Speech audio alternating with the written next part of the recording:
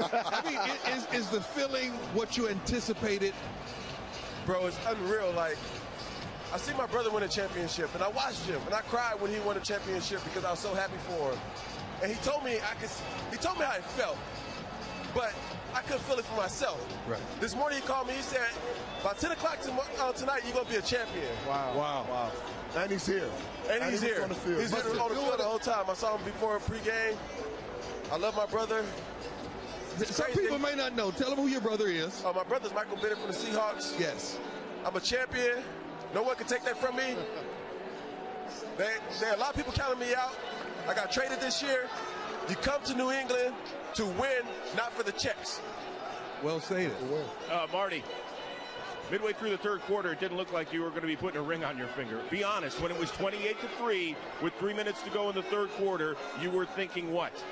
We were all just on the sideline like, hey, we felt like we shot ourselves in the foot a couple times, and we had a lot of different plays that didn't go our way, but the thing about this team is that we never falter. We never started yelling at each other. We never lost belief.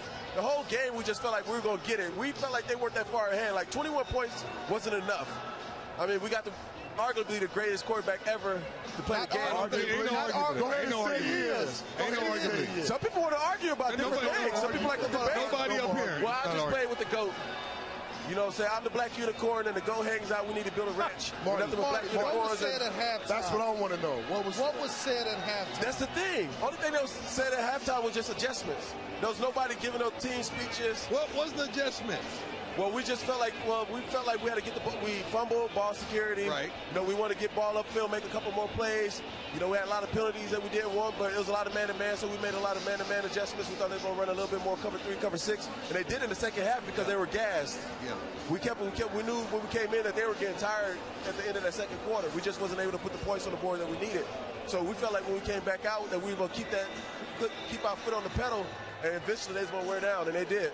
Marty, we had a lot of conversations in the AFC Championship and the playoffs. Every time I see you in the regular season, you told me you didn't know what any of this felt like, but you know if you came to New England, you would have an opportunity. Just take us through the voyage. Man, I started second round pick, played behind one of the greatest tight ends that ever played a game, didn't really get in the game, frustrated. You know, Jerry Jones, you know, all those guys gave me a chance. Got out of there, went to New York, played with Eli. Oh, hold on. Oh, my brother right here.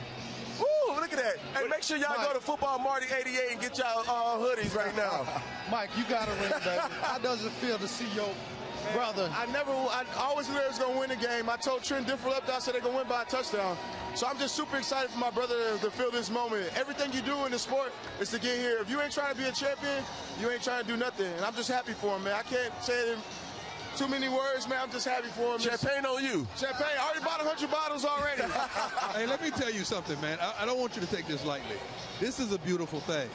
To see two brothers, I'm not talking about the African-American descent, but two blood brothers. They're supporting each other. No jealousy, no envy. This is huge. I love it. I really, truly love it, man. Thank you, man. We never competed with one another. We always pushed each other in all facets of life. Like, he wants to be the best dad in the world. Amen. We push each other to be the best dad, best brothers, best sons. It's not just about football, but we challenge each other in life.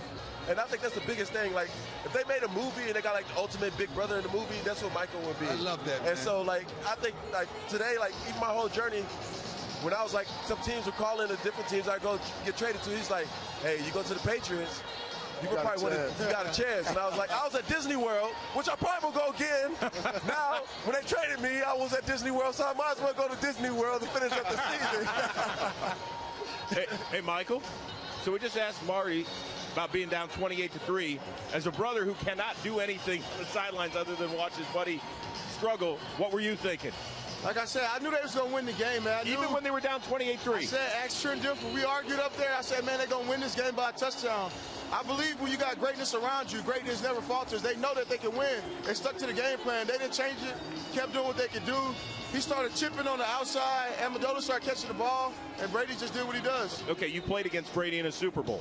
Is he the best ever? He's the best ever, man. There's nobody. Well said. He's chasing something that nobody's ever chased. He's chasing ghosts, man. He's chasing himself to be the best player to ever play this game. No pun intended. All you guys are great, but he's chasing something when it comes to championship as a quarterback. That's right. Question. I'm from Texas, as you are. For Waco, right? Yes, sir. I know that. But how does it feel to do it at home, man? Bro, the craziest thing when I got here, when I went home, I saw, because before every game you think about all the things you've been through to get to where you are. Right. Like I always process that before every game, all my journey to get to this moment right now so I can enjoy this moment with everything I've been through. I drove by the hills I ran as a kid. Wow. I drove by the cul-de-sac we played Super Bowls in with my brothers and our friends in our neighborhood. So it's just been a surreal feeling like I'm back where it all started to get to where I started working for this and finished here. Oh. I'm not done. I got about 6 more years of playing, you know what I'm saying? I learned a lot from Tom Brady this year. Tickets? Got the avocado ice cream. Hold on.